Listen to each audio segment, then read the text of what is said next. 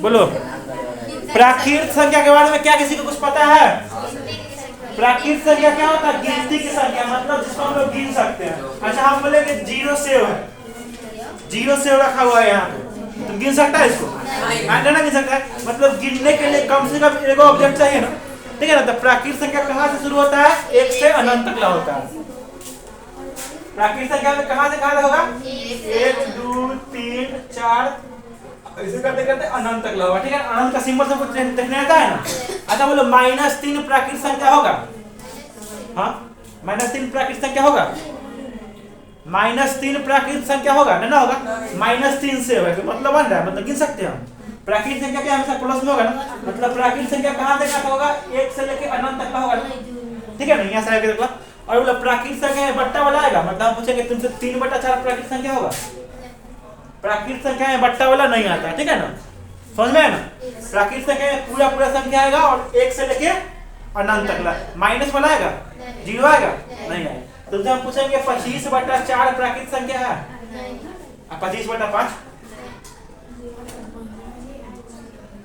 बोलो 25/5 प्राकृत संख्या है ना। क्या 25/5 क्या हो जाएगा? 5 हो जाएगा ना। पूरा पूरा कटना गया, मतलब ये क्या है? प्राकृत संख्या है। तो प्राकृत संख्या में किसी को दिक्कत नहीं ना। अगला संख्या देखो, पूर्ण संख्या क्या होता है?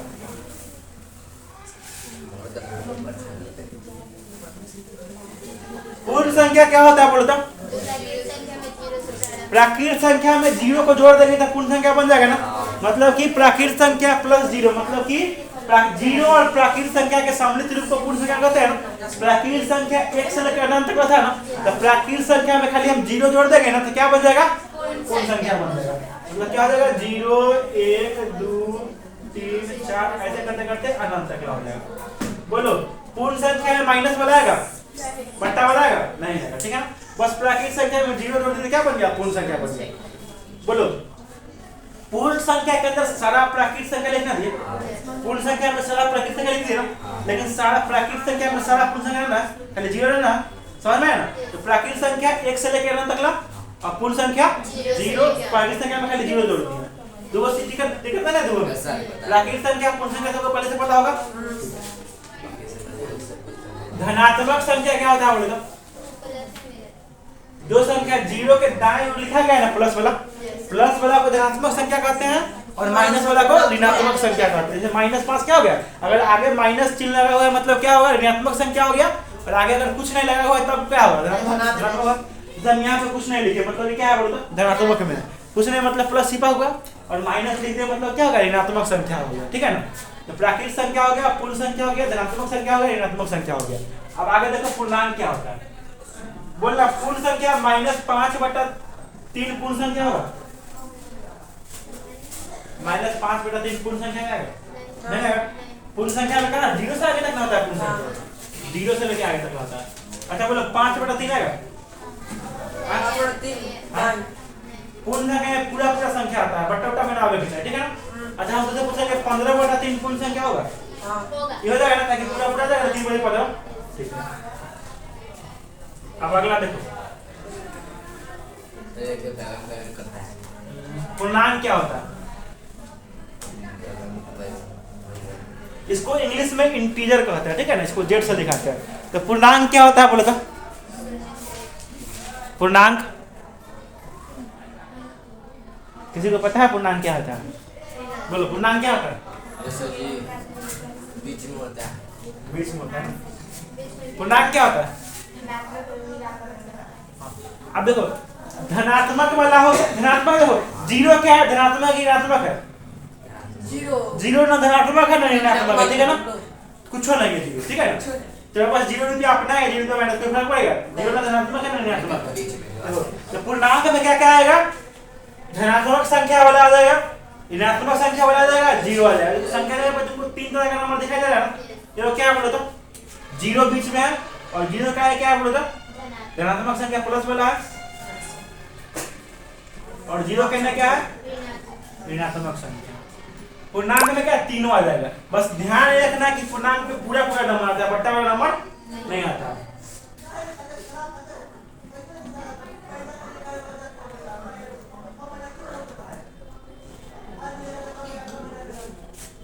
तो पूर्णांक में क्या होगा, ऋणात्मक वाला संख्या मतलब इनने वाला संख्या आ गया, धनात्मक जीरो के पीछे वाला आ गया, जीरो के आगे वाला आ गया और जीरो आ गया। पूर्णांक में तीनों आ गए ना। बस पूर्णांक में ध्यान के रखना कि पूर्णांक में बट्टा वाला नहीं होता है। बट्टा वाला मतलब पूरा पूरा कट्टे वाला नहीं होता, दशमलव में नहीं आएगा पूर्णांक में, ठीक है ना। तो तुमसे हम पूछेंगे -17/5 बोलो, ये होगा पूर्णांक ना होगा कि पूरा पूरा ना कटेगा। लेकिन अगर तुमसे हम पूछेंगे -175/5 देखो 5 से कट जाएगा ना पूरा पूरा, अंतिम में 5 है मतलब अंतिम में 5 का नियम क्या होता है, अंतिम में 0 या 5 होता है, 5 से कट जाएगा ना। इसका अंतिम में 5 है मतलब 5 से पूरा पूरा कट जाएगा ना, मतलब एक पूर्णांक होगा ना। इसका कितना आंसर होगा बोलो तो, -5×3=15 अंत में 2 2 पर 25 मतलब पूरा पूरा संख्या ना गया, तो पूर्णांक में किसी को दिक्कत नहीं होगा ना।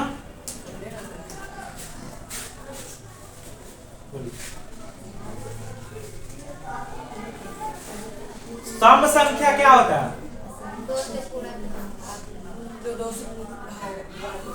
जो 2 से पूरा पूरा कट जाए मतलब शेषफल 0 आ जाए, पूरा पूरा काट दे, ठीक है ना। तो सम संख्या क्या होता है,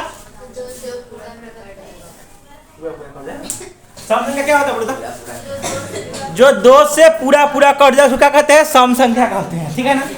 चलो जैसे हम तुमसे पूछेंगे 49 क्या है, सम संख्या है कि नहीं है, है ना सम संख्या 49।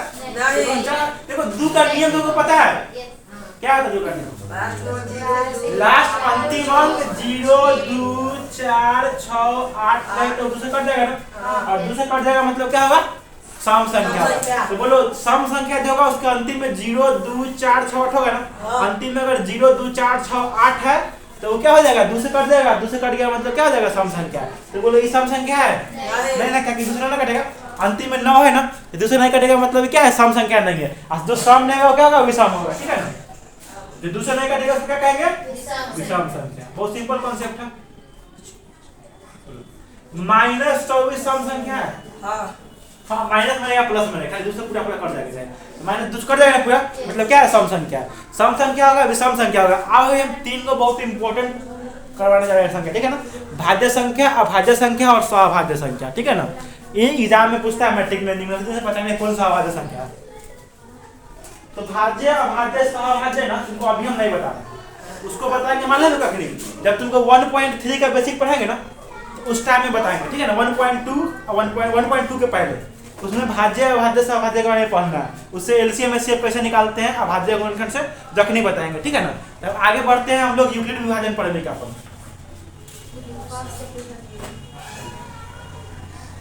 अगला टॉपिक पे चल रहा है, ठीक है ना। सब अपना बोर्ड पे ध्यान देना, हम कर लेंगे।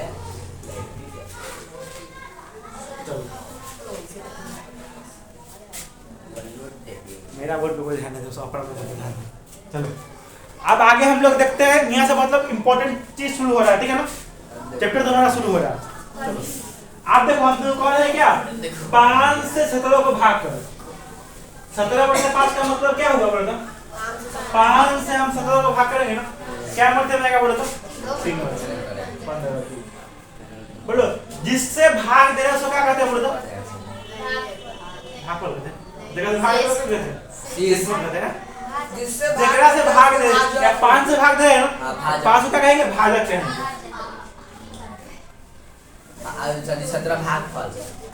और जिसमें भाग दे रहे हैं, जिसको में भाग दे रहे हैं ना, किसमें भाग दे रहे हैं बोलो तो, 17 में भाग दे रहे हैं। 17 क्या हो जाएगा, भाज्य हो जाएगा ना, उसी से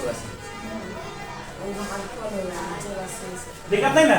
हाँ और भाग के जो फल आता है मतलब भाग का जो आंसर आता है ना उसको कहते हैं भागफल कहते हैं। जो नीचे पर जो होगा कहेंगे शेषफल कहेंगे। चारों में दिक्कत नहीं ना। भाजक मतलब जेकरा से भाग दे रहे हैं, ठीक है ना, वो हो गया भाजक। जेकरा में भाग दे रहे हो क्या हो जाएगा, भाज्य। और भाग के जो आंसर है उसको क्या कहेंगे, भागफल। और जो नीचे बच गया उसको शेषफल कहेंगे। अब देखिए हम सही बात पढ़ा है, भाज्य बराबर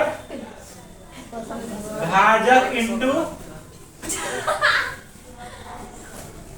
भागफल प्लस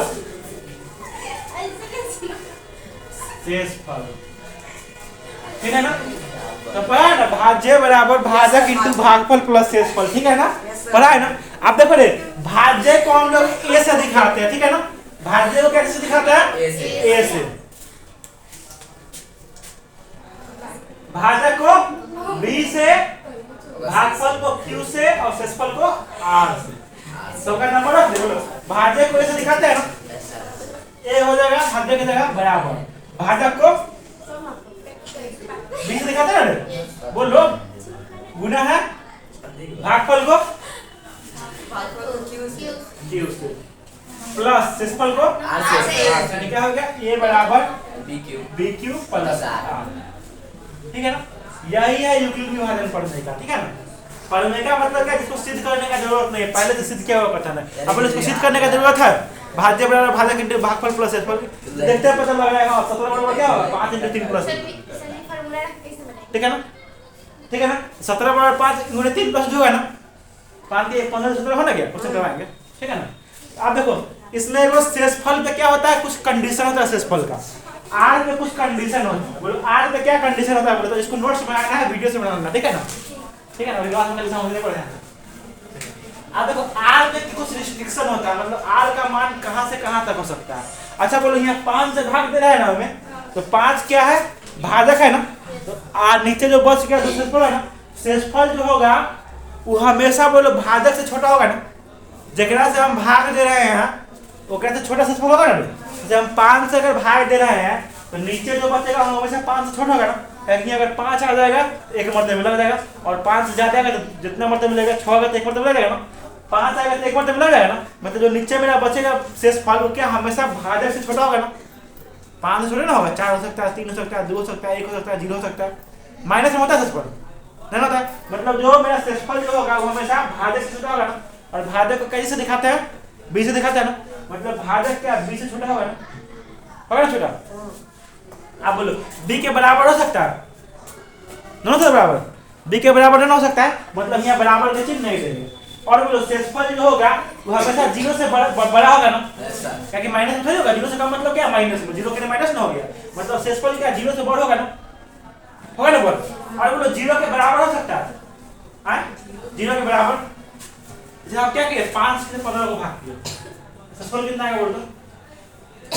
0 है ना, मतलब शेषफल 0 कैसा है पूरा पूरा कर देगा, मतलब शेषफल 0 के बराबर भी आ सकता है ना। इसका मतलब क्या होगा? आर का मान जो होगा ना, आर का मान 0 से बड़ा होगा या बराबर होगा, ठीक है ना? ग्रेटर देन और इक्वल टू, तो वैल्यू ऑफ आर क्या होगा? इज ग्रेटर देन और इक्वल टू 0, मतलब जो आर का जो वैल्यू होगा वो 0 से बड़ा होगा या फिर 0 के बराबर होगा। और क्या होगा? भाजक से क्या होगा? हमेशा छोटा होगा, ठीक है ना? ये कंडीशन को समझ में आया कंडीशन समझ में, ठीक है? इन दोनों से 2 नंबर तुम्हारा मैट्रिक में पूछ लेगा। आप देखो क्वेश्चन पूछेंगे, बता यदि भाजक का मान तुमको 20 दे दिया, शेषफल कहां से कहां तक होगा बोलो तो? भाजक का मान मतलब हम 20 से भाग कर रहे हैं, तो नीचे क्या क्या बच सकता है? नीचे कहां से कहां तक बच सकता है बोलो तो? बोलो भाजक का जो शेषफल का जो मान होगा, शेषफल का मान जो होता है वो भाजक से छोटा होगा ना, मतलब 20 से छोटा ना होगा, कितना होगा? 20 से छोटा होगा। और किससे बड़ा होगा?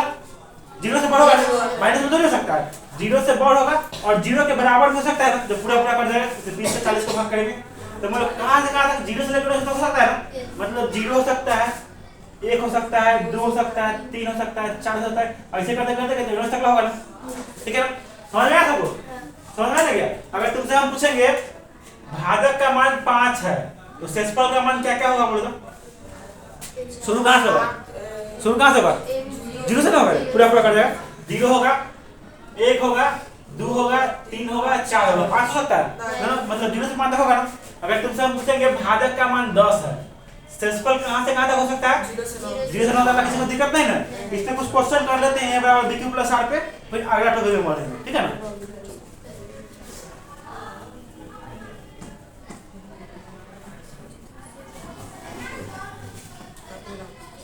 तो क्वेश्चन तुमसे कैसे पूछेगा एग्जाम में?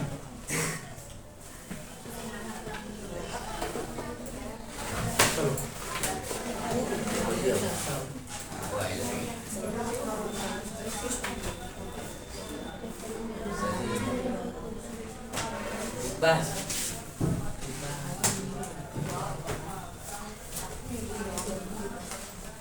मेरा कलर है ना? इसमें तुमको आर का मान निकालना है। क्वेश्चन नंबर 1 ठीक है, हम तो बोलिए बड़ा। क्वेश्चन नंबर 2 है तुम्हारे लिए। बहुत तेज है। मतलब 3 को चीज देगा, ये का मान तुमको निकालना होगा, ठीक है ना? ए बी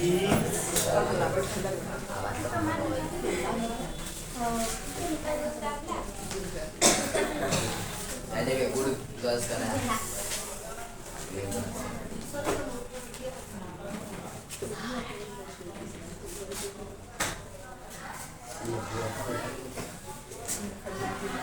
ठीक है, दूसरा क्वेश्चन ये हो गया। इसमें क्यू का मान निकालना है। Yes sir. तीसरा क्वेश्चन तुम्हारा क्या है? अभी बनाना है। आप भी बना दो। बैठक बात आता है। इसमें तुमको बी का मान निकालना है।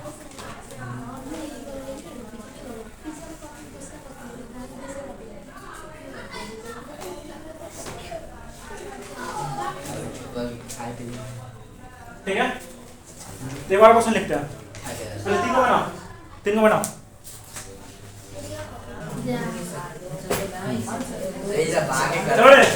चलो क्वेश्चन सॉल्व करते हैं। तुमको एग्जाम में 4 तरह का क्वेश्चन पूछेगा। कभी 3 को चीज देगा, एगो चीज तुमको निकालना पड़ेगा। यहाँ देखो ए बी क्यू दिया हुआ है, आर निकालना है। यहाँ ए बी आर दिया है, क्यू निकालना है। यहाँ ए क्यू आर दिया है, बी निकालना है। एग्जाम में ये क्वेश्चन पूछता है ऑब्जेक्टिव में, ठीक है ना? तो निकाले। सबको फार्मूला पता है, ए बराबर बी क्यू प्लस आर। ए ना यूक्लिड मेथड पढ़ने का होगा। Yes sir. भाज्य बराबर भाज्य के भागफल प्लस शेषफल।